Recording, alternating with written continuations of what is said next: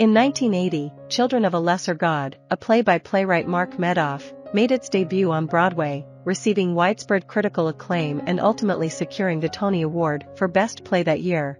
Medoff drew inspiration from the deaf American actress Phyllis Frelick, aiming to create a work that authentically represented the deaf and hearing-impaired community, free from stereotypes. The play he crafted revolves around the tumultuous love story between a hearing man and a deaf woman, serving as a lens to explore the tensions existing between the hearing and deaf worlds. A key feature of Children of a Lesser God is its commitment to casting deaf or hearing-impaired actors, practicing what it advocates for in terms of representation. Throughout substantial portions of the play, characters communicate exclusively in either signed English, a direct word-for-word translation of English into sign language, or American Sign Language, ASL, which is a distinct language in its own right. This unique approach necessitates hearing actors to invest time in fluently learning sign language during rehearsals. An ASL and signed English interpreter is a constant presence during rehearsals, facilitating communication between deaf and hearing actors. Furthermore, the choice between ASL and signed English is used as a plot device. Hearing characters typically employ the slower and more cumbersome signed English, while deaf characters use ASL for descriptive signing or to exclude the hearing characters from their conversations. When the play is staged, a method must be in place to provide the audience with simultaneous interpretation of the actor's signing. In its most recent revival, this was accomplished through electronic text displayed along the top of the stage, akin to live subtitles. The play's title is derived from a line in Tennyson's The Idylls of the King, a collection of narrative poems centered around the legendary King Arthur. In Children of a Lesser God, as Arthur contemplates his inability to shape the world to his liking, he questions why everything appears as though a lesser deity created it but lacked the power to mold it according to their desires. The play is set in the 1970s at a state school for the deaf. In Act 1, we are introduced to James Leeds, a speech therapist who joins the school's faculty after serving 3 years in the Peace Corps. Mr. Franklin, the hearing head of the school, assigns James the task of teaching lip reading to Sarah Norman, a school dropout who works as a janitor at the school, where she has resided since the age of 5. Due to her profound deafness from birth, Sarah adamantly refuses to communicate in any way other than American Sign Language, ASL. Tensions arise immediately when Sarah challenges the practice of teaching deaf individuals to mimic the hearing by reading lips and speaking, viewing it as harmful and demeaning.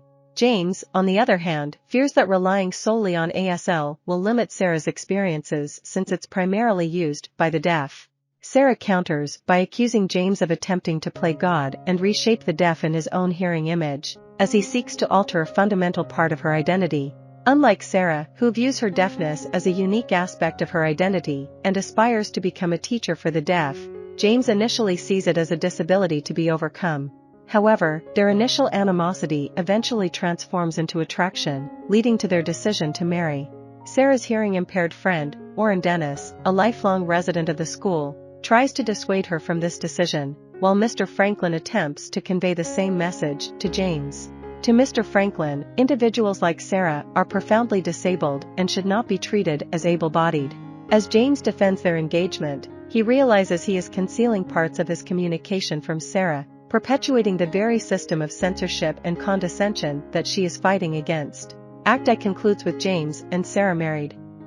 In Act 2, the scene opens with Sarah and James enjoying a happy and fulfilling relationship in their rented house near the university. However, challenges soon emerge. Sarah's school friends, including Orrin, accuse her of forsaking her deaf culture and community. They believe she has compromised her principles for the comfortable middle-class lifestyle that James provides. They question whether material possessions like a new TV and blender are worth abandoning her core beliefs. Simultaneously, Lydia, one of James's hearing-impaired speech therapy students, persistently attempts to seduce him, despite his clear disinterest. Lydia erroneously believes that if James is attracted to Sarah, he might also be attracted to another deaf woman. Orrin, who becomes increasingly involved in activism, convinces Sarah to sue the state school for its discriminatory practices. The lawsuit's main contention is that the school should hire deaf teachers to educate its deaf students. As Sarah becomes more engrossed in the legal battle and accompanying protests, she becomes more resolute in her belief that she alone can advocate for herself. Paradoxically, she also adamantly refuses to communicate verbally. Sarah's activism drives a wedge between her and James. She feels trapped, unable to admit any limitations tied to her deafness, as doing so would mean accepting the world's, particularly Mr. Franklin's, pitying perception of her. When the case goes to court, Sarah delivers a compelling speech about deaf culture and language.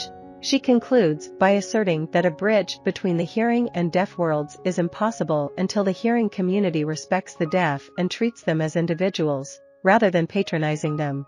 James takes her words personally and is deeply wounded, as he has always tried to demonstrate his genuine regard for her as a unique individual. Sarah struggles to accept that he has no intention of changing her. Although it appears that this conflict might permanently drive them apart, the play concludes on a hopeful note as the couple reconciles and embarks on a new beginning together. I hope you enjoyed this video. Leave a like if you did and be sure to subscribe. Thank you.